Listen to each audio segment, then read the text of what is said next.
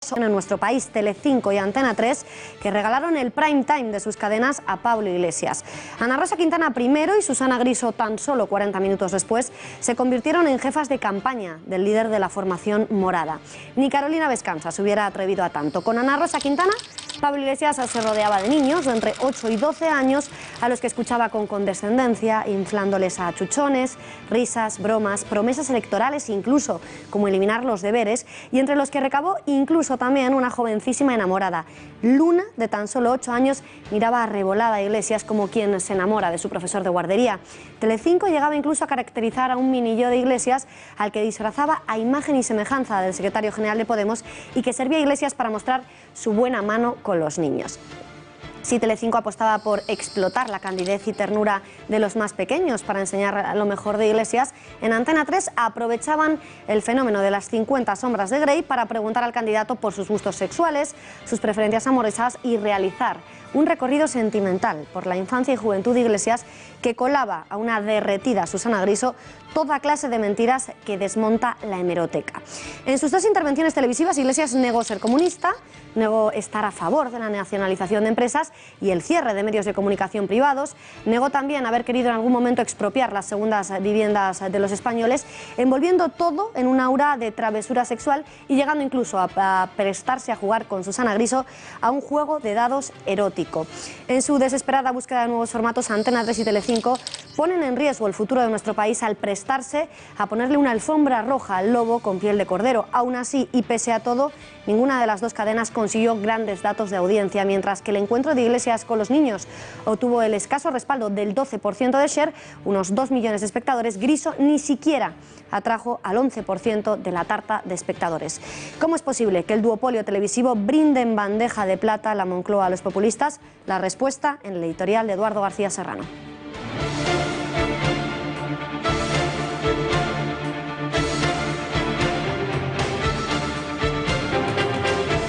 Buenas noches, Beatriz. Ayer quedaron claras fundamentalmente dos cosas: que ni Ana Rosa Quintana ni Susana Griso son Oriana Fallaci y que Pablo Iglesias es un embustero compulsivo. Las dos pseudoperiodistas que le entrevistaron, en vez de poner al personaje frente a sus contradicciones, sus atrocidades dialécticas y sus continuos llamamientos a la violencia política, se dedicaron, exudando almíbar y babeando como si estuvieran ante un Brad Pitt con coleta, a darle un masaje a Pablo Iglesias. Ana Rosa, bastante más mayor que la Griso, se lo dio con nenuco, rodeando al comunista de quita y pon, al comunista según convenga, de parvulitos a los que les llenaron los pañales de chuches y de mentiras, sin que el fiscal del menor haya dicho, por cierto, esta boca es mía. Susana Griso parecía la protagonista de las 50 sombras de Grey, preguntándole a Pablo Iglesias por sus sueños húmedos y sus horas predilectas para copular. ¡Qué mona! Susana Griso, haciéndole ojitos y mohines a la tila del neocomunismo español. Otra cosa quedó también clarísima: la cursilería de los progenitores de Pablo Iglesias, que querían ponerle de nombre al niño Espartaco, Germinal o Progreso, con un par.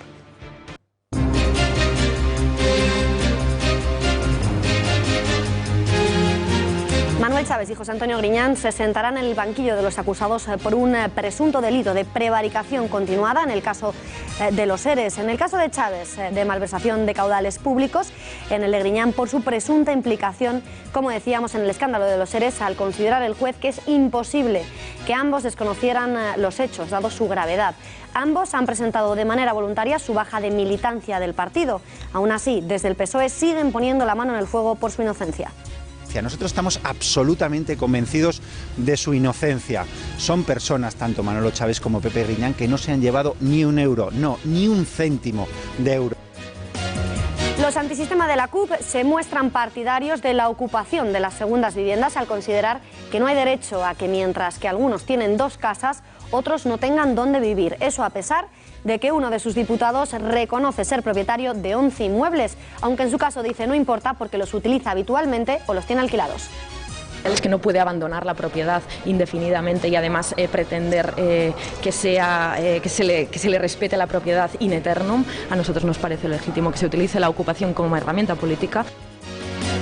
Nicolás Maduro anuncia que emprenderá acciones judiciales por la guerra psicológica que dicen haber emprendido algunos medios de comunicación de nuestro país, de España, contra su gobierno. Asegura que esta campaña está inyectando odio y justificando cualquier acción violenta y de guerra contra su país. En los deportes, Juanma Pérez Noya, muy buenas noches. Buenas noches. España se luce ante Corea del Sur. Exacto, porque ha jugado un amistoso, uno de esos 3 preparatorios para la Eurocopa de 2016, y en este caso sí ha dejado buen fútbol y goles, golazos como el de Silva, el primero. Este partido ha sido en 4, ahí estamos viendo las imágenes, 2 golazos de Morata, 2 buenos goles también de Nolito, ese golazo que hemos dicho de Silva y uno de Cés para completar esa goleada 6-1 ante Corea del Sur. Jugó Casillas, pero el tanto lo recibió Sergio Rico, que jugó los últimos minutos. En el tiempo de deportes hablaremos de esto, pero sobre todo del Real Madrid, del Barcelona y de un posible fichaje del Atlético de Madrid.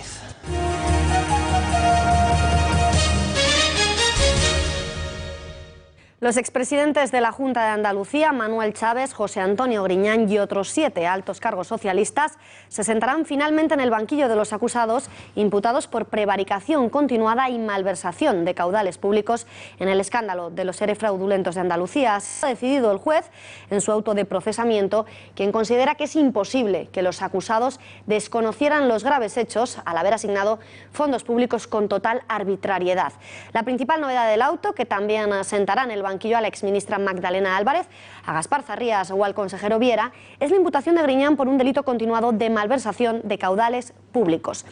Nada más salir elegido secretario general de los socialistas, Pedro Sánchez respondía así ante la posibilidad de que finalmente ocurriera lo que ha ocurrido hoy, que Chaves o Griñán fueran imputados judicialmente. El compromiso con el que yo me presenté a la Secretaría General sigue indemne. No me temblará el pulso de echar a ningún corrupto del Partido Socialista. No me va a temblar el pulso.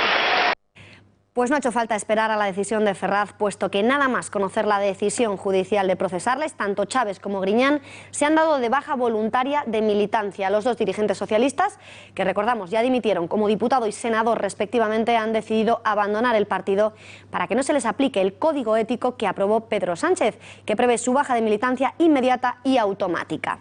Sin embargo, desde el partido siguen creyendo a pies juntillas en su inocencia, afirmando tajantemente que ninguno de los 2 expresidentes se llevaron ni un euro.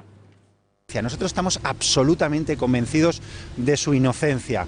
Son personas, tanto Manolo Chaves como Pepe Griñán, que no se han llevado ni un euro, no, ni un céntimo de euro. Es el único miembro del PSOE que ha salido a dar la cara tras la decisión judicial, algo que a la secretaria general del PP, María Dolores de Cospedal, no ha gustado en absoluto. Esta mañana la Popular ha exigido a Pedro Sánchez que dé explicaciones sobre dichas imputaciones. Nadie del Partido Socialista, y no haya salido el señor Sánchez a darnos ningún tipo de explicación. Hoy también la ciudadanía española requiere esa explicación, esa transparencia y esa contundencia que sí ha tenido el Partido Popular cuando hemos luchado contra la corrupción, porque es muy fácil hablar de los demás.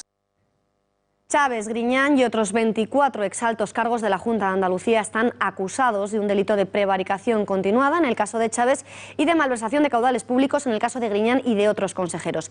¿A qué penas se enfrentan en caso de ser condenados? ¿Podríamos llegar a verlos entrar en prisión? Conectamos en directo con nuestra redacción. Nos acompaña el abogado penalista Juan Ignacio Fuster Fabra. Señor Fuster Fabra, muy buenas noches. Buenas noches, Beatriz. En el caso Chaves y Griñán nos estamos encontrando con 2 delitos que son los que se van a tener que enfrentar en el juicio que tengan por los asuntos que les están reclamando la justicia, que son, en primer lugar, el delito de prevaricación, el cual sí que vendría aparejado penas de prisión hasta 4 años, y el delito de malversación de caudales públicos. En primer lugar, el de prevaricación serían tanto Chaves como Griñán como otros consejeros los que tendrían que responder frente a esta acusación, pero es que en particular sería Griñán con el delito de malversación de caudales públicos, que tendría una pena especial y sería de inhabilitación de hasta casi 10 años para ejercicio de cargo público en el caso que estuviera condenado. A día de hoy es difícil saber si se van a ejecutar estas penas, que pueden ser el máximo posible, pero sí que después de la sesión de juicio oral que se vaya a tener en este caso, sí que es verdad que podremos ver si al final se le aplican las penas de los delitos de prevaricación y malversación de caudales públicos, si habrá prisión, multa o, en este caso, también la de responsabilidad civil añadida con la inhabilitación especial para ejercicio de cargo público. Gracias, señor Fuster Fabra. Y precisamente a cuenta de los SERE de Andalucía y de los cursos de formación, ayer la presidenta de la Junta, Susana Díaz, pronunciaba la que se ha convertido sin duda en la declaración más viral de las últimas semanas. Así defendía Susana Díaz a su marido. Mire, yo entiendo que las tareas de un auxiliar administrativo, quienes están acostumbrados a otro tipo de parentescos y familiares, coge lejos, pero bueno, yo me he casado con un trabajador, como diríamos, me he casado con un tieso. Bueno, pues sí, pues me he casado con un tieso. Y mire, afirme aquí que en mi casa han entrado 200.000 o no sé cuántos miles de euros. Y afirme aquí lo que no se ha atrevido al final, que yo he tomado alguna decisión a lo largo de mi vida, no de mi vida aquí, sino de mi vida política, que fuera ligado a algo personal. No, primero, tú le das paso. Eduardo, ¿qué te parece que Susana Díaz diga que se casó con un tieso? Bueno, Beatriz, me recuerda a esto. Me casé con un enano salerito para hartarme de reír.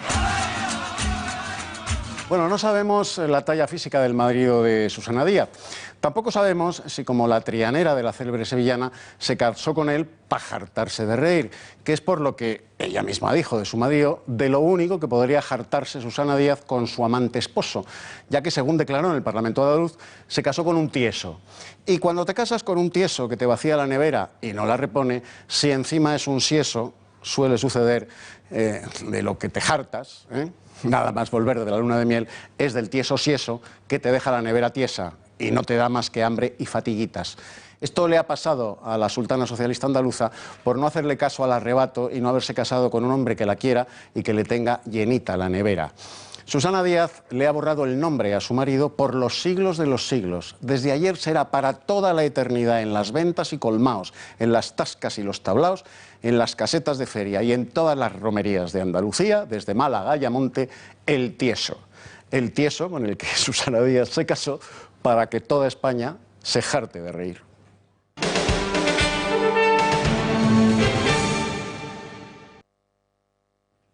Nos vamos hasta Cataluña porque hoy hemos conocido que una de las ocupas que participan en los disturbios de Gracia fue detenida en el año 2015 en una operación antiterrorista vinculada a la colocación de sendos artefactos en la Basílica del Pilar de Zaragoza y la Catedral de la Almudena de Madrid, así como del destrozo, de haber participado en el destrozo de sucursales bancarias de 117 cajeros. Se trata de la última persona que fue desalojada del mal llamado banco expropiado, Paula MP, de 38 años, quien se encerró en una caja fuerte con otro individuo con el que se pegó a ella con cemento. Y hoy han protagonizado un rifirrafe Albiol y Puigdemont a cuenta de estos disturbios. En la Cámara, el presidente de la Generalitat también ha pedido a la CUP que no echen atrás sus presupuestos, aunque de momento los antisistema han llevado a cabo una enmienda a la totalidad.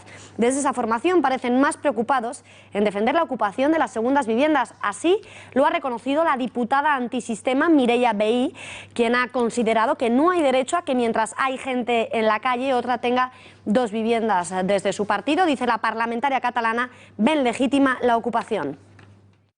Hi ha molts elements a valorar. Dependiendo, hay muchos elementos a valorar. Es que no puede abandonar la propiedad indefinidamente y además pretender que se le respete la propiedad in eternum. A nosotros nos parece legítimo que se utilice la ocupación como herramienta política. Tras conocer esta iniciativa de los antisistema, las redes sociales se han inundado con la declaración de patrimonio de alguno de los miembros de esta formación, como por ejemplo la del diputado Benet Salellés. El diputado anticapitalista defiende por una parte la ocupación de fincas, mientras declara ser propietario de 11 inmuebles, en concreto 2 viviendas, 3 locales y 6 fincas rústicas. Salellés asegura que no le ha molestado que se haya filtrado esta declaración de bienes porque en su caso dice tiene todas en uso o alquiladas. Eduardo, ¿qué te parece esta iniciativa de la CUP de ocupar las segundas viviendas de los españoles? Tienen más morro que unos hormigueros, ¿eh? Para los anarcocomunistas y separatistas de las CUP, la propiedad privada es un robo. Después de proponernos la tribu como unidad de convivencia, ahora quieren meter a los nativos de sus tribus, rastas, perroflautas y ocupas, más los cachorros aborígenes que engendren al corro de la patata, en las segundas viviendas de los españolitos carcas que trabajan como mulas para que sus paleolíticas familias tengan una segunda vivienda en la playa o en la sierra. Ya saben, el burgués chaletito en la sierra o el apartamentito en Torrevieja, donde disfrutamos de unas vacaciones cada vez más cortas, después de entregarle nuestro salario de 6 meses al Ministerio de Hacienda para pagarle con nuestros impuestos la luz, el agua y el alquiler a los ocupas de las CUP en Barcelona y en Madrid.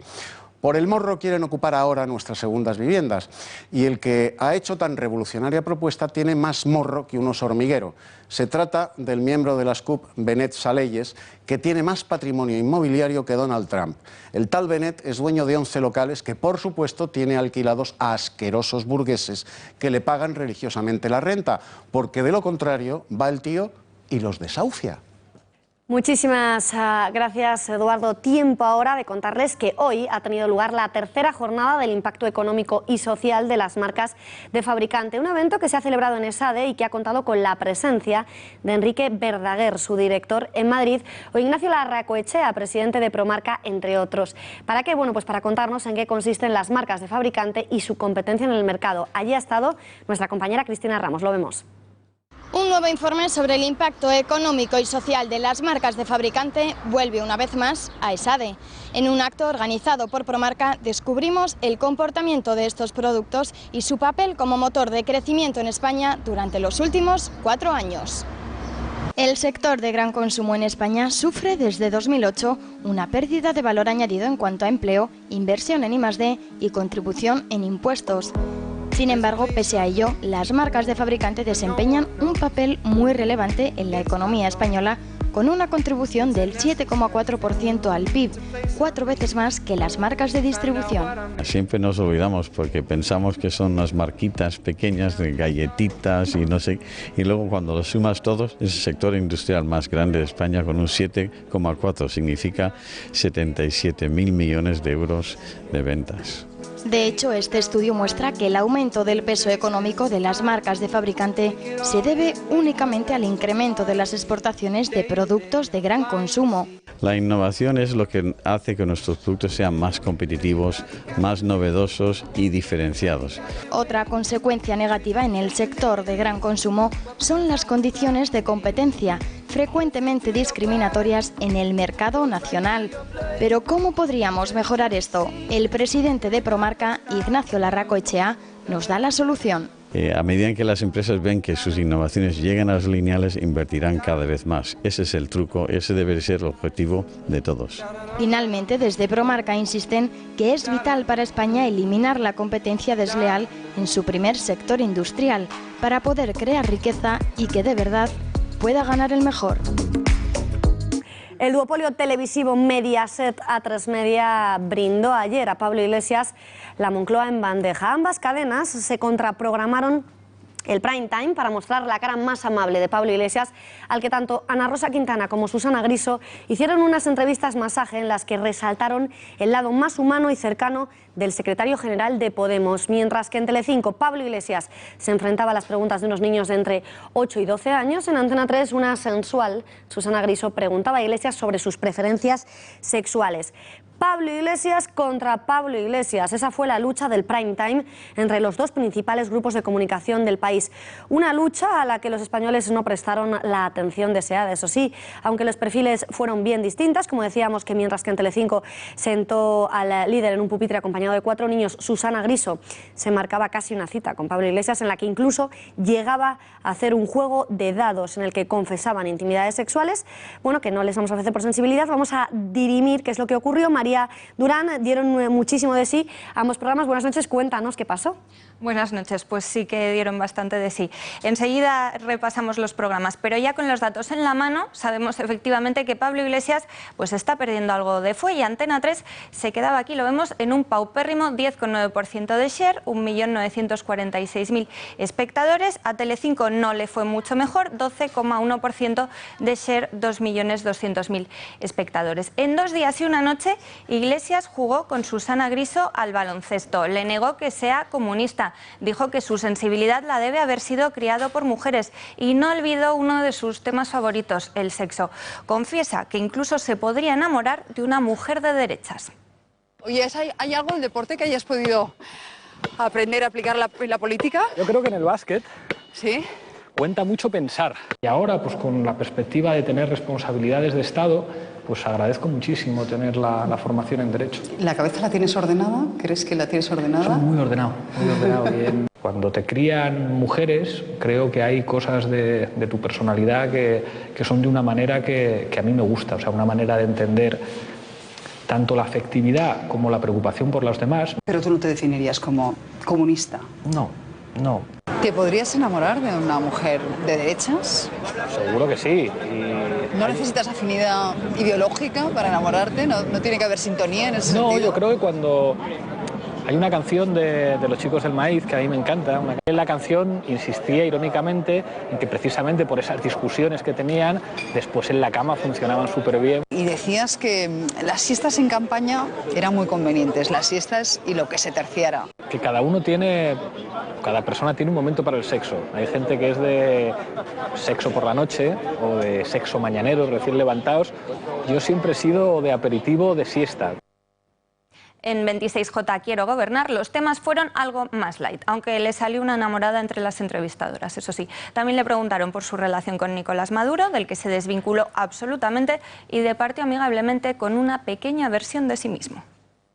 ¿El morado de Podemos te gusta o no? Me gusta el morado. Vale. Alura pregunta a Pablo.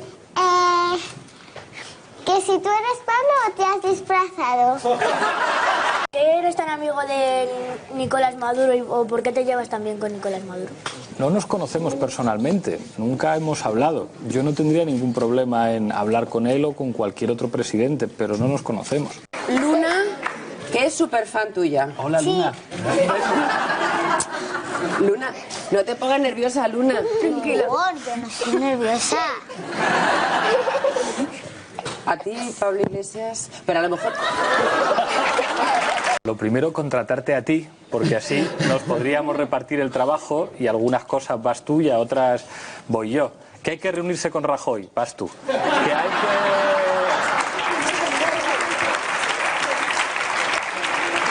Que hay que ir a la final de la Champions League, voy yo. Y tras este lavado de cara hemos querido preguntarnos, ¿responde el perfil mostrado ayer en ambas cadenas con el que Pablo Iglesias ha venido mostrando en los últimos años? Júzguenlo ustedes mismos. Comunista. Yo soy comunista. Claro. Y una cosa que a los comunistas... Mira, nunca, a mí cuando un comunista me dice que él lucha por la democracia... Porque hoy los demócratas hemos perdido a uno de los nuestros. Si hablara de ETA, diría que el terrorismo ha producido un enorme dolor en nuestro país. Pero también diría que tiene explicaciones políticas. Pido disculpas por no romper la cara a todos los fachas con los que discuto en la televisión. Cuando acabemos en esta charla, en lugar de mariconadas del teatro, nos vamos de cacería a Segovia a aplicar la justicia proletaria, que es lo que se merecen unos cuantos. ¿Qué es lo que haría un gobernante decente? Expropiar. Sí. Decir exprópiese es decir democracia. Donde hay propiedad privada hay corrupción. E incluso que existan medios privados ataca la libertad de expresión. Cuando definimos al enemigo, yo creo que todos estaremos de acuerdo en que el enemigo es la lógica capitalista, ese enemigo solamente entiende un lenguaje, el lenguaje de la fuerza. Yo solo me he roto un hueso una vez y me rompí el hueso de una mano por dar un puñetazo. Y di un puñetazo no porque alguien de mi situación socioeconómica se vea muchas veces en esa situación, porque estábamos en un centro social, en el laboratorio, y un grupo de lúmpenes, pues eso, gentuza de clase mucho más baja que la nuestra, intentó robar una mesa de mezclas. Yo no he dejado de autoproclamarme comunista nunca. Para analizar qué impacto e influencia pueden tener estas intervenciones televisivas, nos acompaña en este plató ya Luis Arroyo. Él es especialista en comunicación corporativa, política e institucional. Muy buenas noches, señor Arroyo. Buenas noches, Beatriz. Pues si le parece empezamos por Telecinco, por la entrevista que realizó Ana Rosa Quintana, una entrevista en la que los entrevistadores, además de la conductora que como decíamos era Ana Rosa Quintana, eran niños de entre 8 y 12 años. ¿Qué se pretendía con que fueran niños los que preguntaban? Bueno, los niños son un clásico de la televisión. Los niños preguntan lo primero que les viene a la cabeza. Los gallifantes. Los gallifantes es un buen ejemplo. Los niños se equivocan al preguntar. Si no recuerdo mal, le preguntaron por orejón en lugar de rejón. En fin, se trastabillan con las palabras. Lo hacen mucho más amable.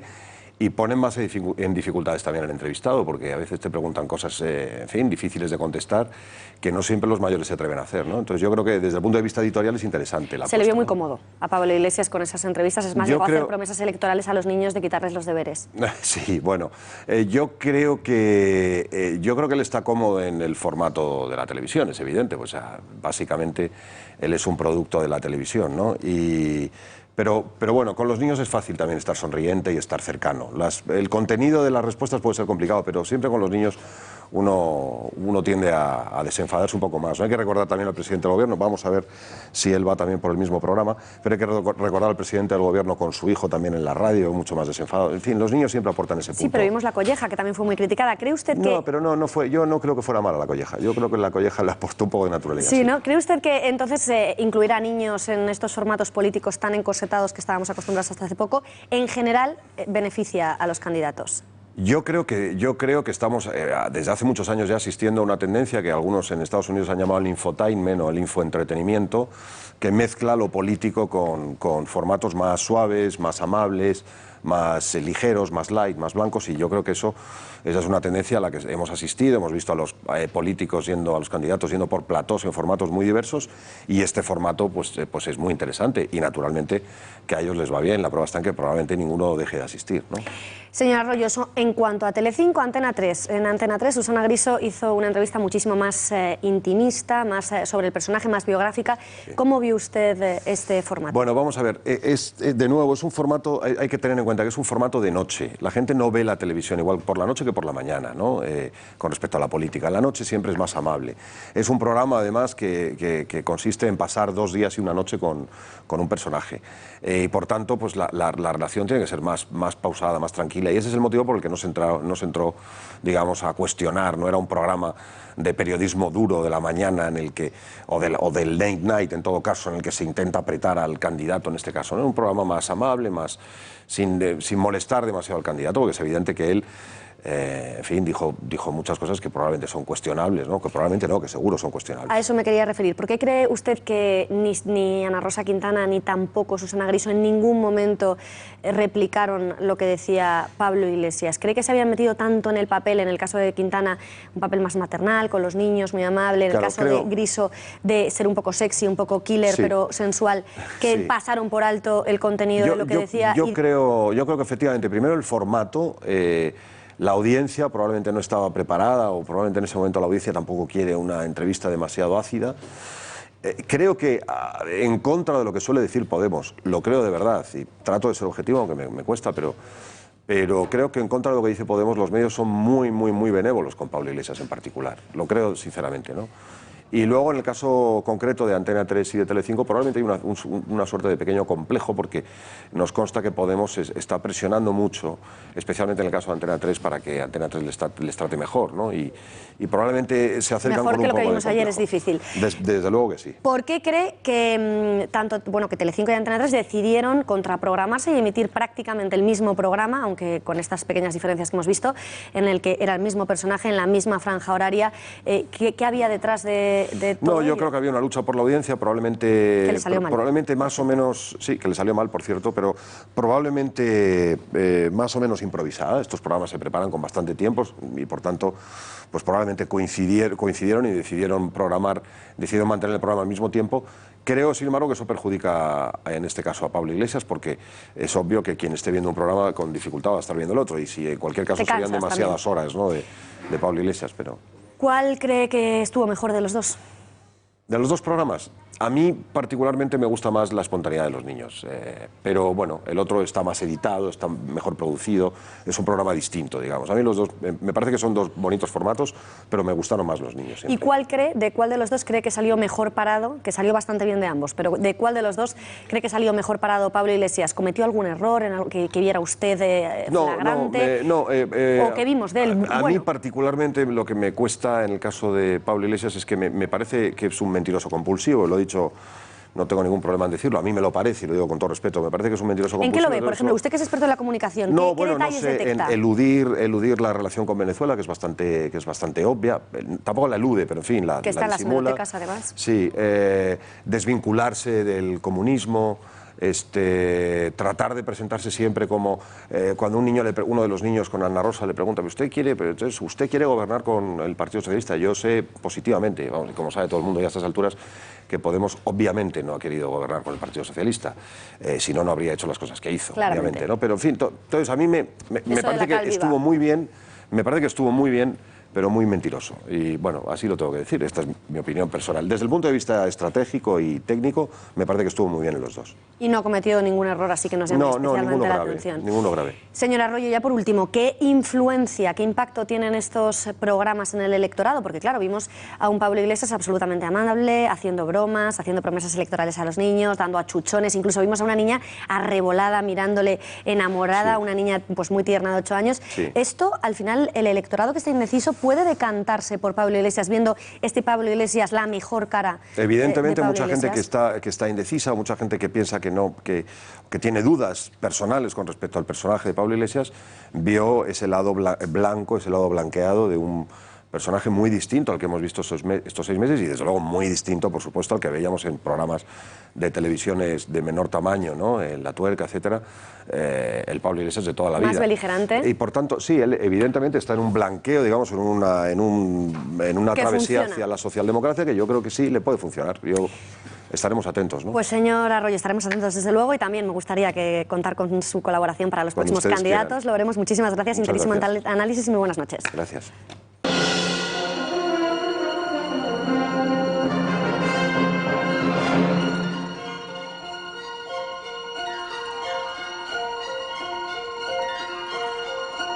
Pues llegados a este punto en el que ya estamos inmersos en este cambio climático, que ya, bueno, en Madrid en concreto, hay días que llueve, hay días que hace sol, pero no se sabe nunca cómo vestirse, no se sabe nunca cómo salir, pero es que además el tiempo paz tiene muchísima influencia en alguno de los acontecimientos históricos más importantes de nuestra historia. Muy buenas noches. Muy buenas noches. Como Beatriz, por ejemplo, 1, 2, 3, responda otra vez. Sí, precisamente ahora estamos a comienzos de junio y todos los 6 de junio pues, es el aniversario del desembarco en Normandía, que fue uno de los hechos históricos más influidos por la cuestión climática, hasta el punto que la propia operación quedó condicionada a las informaciones meteorológicas que se recibían. Y de algún modo podemos decir que, hombre, si no determinante, que quizá pudiera haberlo sido, sí que tuvo una influencia importante en el desarrollo de la operación.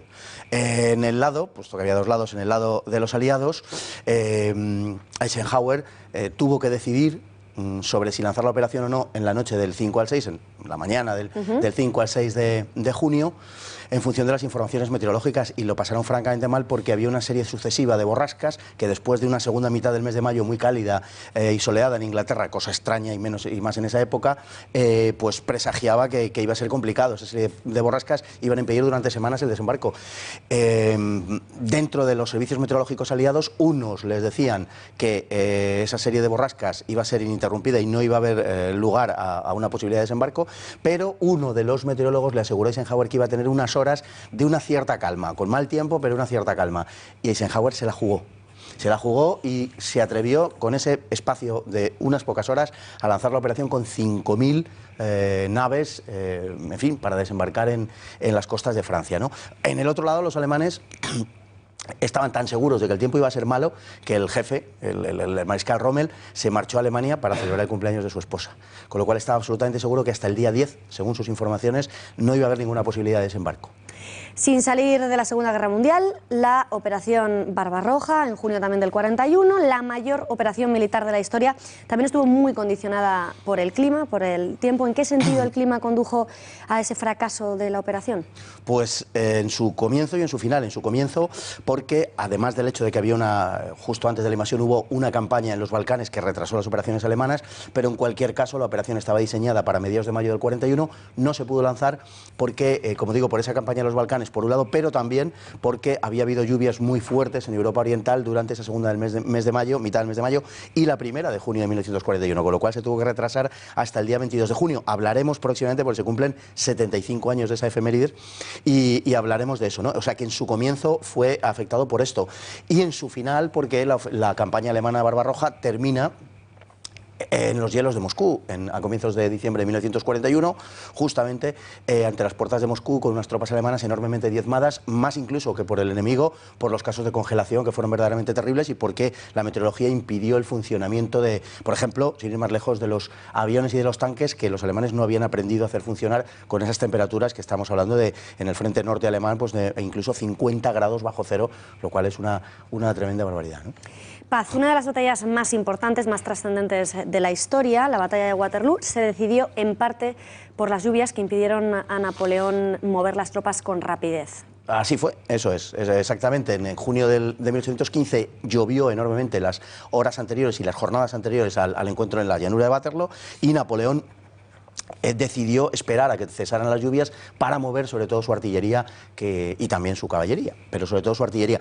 Ese tiempo lo emplearon los prusianos para mover sus tropas flaqueando, mejor dicho, por el flanco al ejército francés, y cuando empezó la batalla encontró a los franceses en una situación de inferioridad. Napoleón no creyó tampoco que los prusianos se movieran, primero, tan rápido, y segundo, que fueran a moverse bajo esas condiciones. Además, la lluvia continuada durante tanto tiempo, por los relatos que han quedado, que han sido abundantes de aquel encuentro bélico de Waterloo, una de las grandes batallas de la historia, muestran cómo las tropas francesas se encontraban, por razón de la climatología, en un estado de una cierta depresión.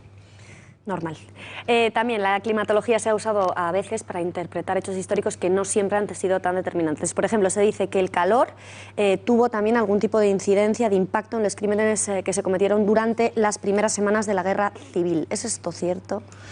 Bueno, hay toda una escuela, podemos decir, que desde hace bastante tiempo liga el comportamiento humano a las condiciones meteorológicas, y algunos lo llevan demasiado lejos, ¿no? Pero es cierto, ¿no?, que hay veces que nos sentimos alicaídos, como decías en la batalla de Waterloo, cuando hace malo, o cansados si hace demasiado calor. Que influye, que puede condicionar, pero no determina, ¿no? De hecho, cuando se produjeron las jornadas del alzamiento nacional en julio del 36, no hacía particular calor, todo lo contrario. O sea que no puede achacarse a eso, ni mucho menos.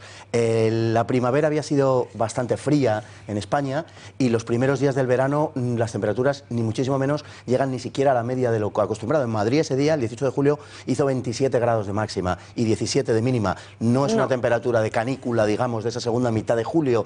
Y en Cataluña, donde se produjeron muchos hechos de este tipo particularmente sanguinarios, todavía peor. O sea, en Barcelona, durante la segunda mitad de julio, hubo mínimas de 14 grados. No fue una época particularmente calurosa, todo lo contrario. Paz, sin embargo, si nos situamos en 1816, sí que nos encontramos con un verano extrañísimo, un verano en el que se dice que por la erupción de un volcán hubo incluso heladas, y esto tuvo consecuencias muy importantes en la historia de nuestra literatura.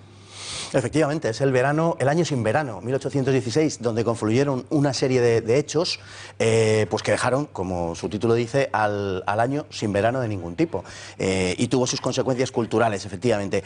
En primer lugar, el invierno fue terrible, se perdieron un montón de cosechas, llegó a nevar en zonas tropicales, en el trópico de Cáncer, en la zona del sur de China, y además ese verano, además de la inercia del invierno, se dio una disminución de la radiación solar, una erupción de un volcán, el Tambora, en las Indias Orientales Neerlandesas, la actual Indonesia. Todo esto sobre el fondo de lo que llamamos la pequeña edad de hielo, que desde mediados del siglo XIV la temperatura había ido bajando precisamente hacia estas fechas, ¿no? Bueno, eso produjo que una serie de escritores que se habían dado cito en una pequeña villa a las orillas del lago Lemán, cerca de Ginebra, en Suiza, el tiempo infernal, lloviendo, casi nevando con agua-nieve, encerrados allí, se contaran historias de terror entre ellos, y se produce nada menos que Frankenstein y el vampiro, que es el antecedente del Drácula de Bram Stoker, del que tuvimos ocasión de hablar hace muy poco tiempo. Si te parece, de este episodio en concreto, como se van a cumplir 200 años dentro de un par de semanas, pues podemos hablar más despacito. Es un episodio que sé que te gusta, Paz, pues sí, lo abordaremos con calma, pero hay que decir que en homenaje a Eduardo García Serrano, hoy se cumplen, bueno, Marilyn Monroe habría cumplido 90 años, y lo vamos a recordar, vamos a repasar su figura la semana que viene, si te parece bien. Sí, me parece, y si lo podemos enlazar también con algo referente a Sofía Loren, para que la felicidad de don Eduardo sea completa. Ya sea absoluta. También podemos hablar de Mónica Bellucci, pero entonces hacemos otra sección, que es las mujeres que le gustan a Eduardo García Serrano. Fernando Paz, muchísimas gracias. No sería mala sección, un placer. No sería mala. Gracias y buenas noches. Buenas noches.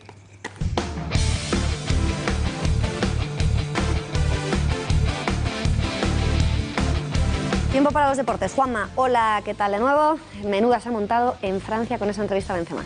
Sí, porque queda muy poquito para la Eurocopa y ya se sabe que en Francia han dejado fuera a Karim Benzema por esos problemas, ese supuesto chantaje a Valbuena, a su compañero, un chantaje sexual. El asunto sigue todavía en juicio y como todavía no hay sentencia, Benzema se queja de que la sociedad le haya juzgado. Hoy ha concedido una entrevista muy jugosa en Marca, nuestro compañero de ese diario, Pablo Polo, estará hoy por teléfono en Punto Pelota, así que atentos porque la desgranará en profundidad. Dice eso, de Sam se ha plegado a la presión de una parte racista de Francia. Francia acusa a Karim, acusa al delantero del Real Madrid, de que supuestamente esas presiones del sector más racista de Francia han sido las que le han dejado fuera de la Eurocopa preventivamente sin estar todavía condenado. O sea que este asunto dará mucho que hablar. Y otro delantero que va a dar que hablar en los próximos días es Cavani, el delantero uruguayo, charrúa. Ahí le estamos viendo entrenando con la selección de Uruguay. Bueno, pues se sabe desde hace tiempo y se viene anunciando aquí además en el plató de Punto Pelota que Simeone le quiere, el presidente del Atlético de Madrid le quiere y que dentro de muy poco puede que esté en el Vicente Calderón. Él ya no se corta, lo reconoce públicamente y parece que le encanta la música. Es un equipo competitivo que ha demostrado ese interés por mí y eso a mí me da mucha alegría, porque es lindo cuando los equipos demuestran interés por un futbolista. Lo ha demostrado el presidente, bueno, lo han demostrado el entrenador, lo ha demostrado Diego. Transmite paz, Cavani habla relajado. Y uno que está también con muchísima paz es Cristiano Ronaldo en Ibiza. Bueno, estas fotos están dando bastante que hablar en las redes sociales, son peculiares, curiosas cuanto menos. Cristiano se lo pasa muy bien con sus amigos en este yate. En Punto Pelota las van a analizar seguro en profundidad en apenas unos minutos. Y de Madrid a Barcelona, en este caso de Ibiza hasta Nueva York, ahí está la estrella del FC Barcelona, Neymar. Su renovación sigue dando muchísimo que hablar. Le estamos viendo hacer toques, pero con una pelota de béisbol en el estadio de los Nets. Hasta allí se ha desplazado, su marca deportiva le ha llevado hasta allí y ha probado, en vez de con el fútbol, con el bate. No se maneja tan bien, ya lo avisamos, con el bate que con los pies, y lo pueden ver al completo para que juzguen ustedes mismos en la web de Punto Pelota, la web de referencia deportiva, puntopelota.es. Y nos vamos a ir, Bea, y aquí quiero que estés muy atenta, lo estás siempre, pero ahora un poquito más, eso es, con una emotiva charla del entrenador del San Roque a su equipo juvenil. Se jugaba la vida, la categoría, el equipo andaluz, y les ha dado esta motivadora charla que también pueden ver en Punto Pelota. Vamos a escucharle. A muerte el que hay que meterla ahí hoy, porque lo voy a decir, nos estamos jugando la vida, nos la estamos jugando. ¿Os queda claro? ¿Os queda claro? ¡Sí! Hay una palabra solo. Equipo, equipo, equipo. ¡Y nos vamos! Bueno, Juanma, yo sin duda le ficharía como coach para cualquier empresa que montase. Es que antes del informativo tú haces esto, hay que decirlo a la audiencia. Hay que decirlo. Juanma, muchísimas gracias de nuevo. Nos vamos ya, les dejamos con Alonso Caparrós. Sé que te lo sabes, pero no tenemos tiempo. Venga. Así que con ellos les dejamos y después, a las 10 de la noche, no se pierdan El Gato al Agua con Javier Garra. Nosotros volvemos mañana. Gracias y buenas noches.